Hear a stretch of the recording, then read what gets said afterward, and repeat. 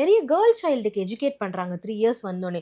பாய் சைல்டுக்கு miss பண்ணிடுறாங்க அதை educate பண்ணுறது. பட் பார்த்தா பாய் சைல்டுக்கும் நிறைய வந்துட்டு இங்கே அன்சேஃப் டச்சஸ் நடக்குது. ஸோ ப்ராப்பராக எல்லா குழந்தைங்களுக்குமே ஃப்ரம் 3 இயர்ஸ் ஒரு புக்கை வச்சு பிக்சரைஸ் பண்ணி காமிச்சு அவங்களுக்கு சொன்னோன்னா அவங்களுக்கு ப்ராப்பராக அது புரியும். ஸோ எனக்கு இருக்க ஒரு பிக்கஸ்ட் கொஸ்டின் என்ன அப்படின்னா, ஒரு குழந்தைக்கு இந்த இடத்துலலாம் தொட்டா இதெல்லாம் வந்து அன்சேஃப் டச் அப்படின்றத நம்ம சொல்லி கொடுக்குறோம்.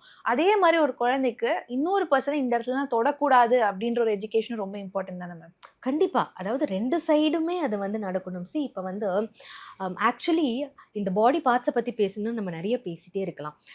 தன்னோட பாடி பார்ட்ஸை எக்ஸ்ப்ளோர் பண்ணுவாங்க. Okay, it depends on the age.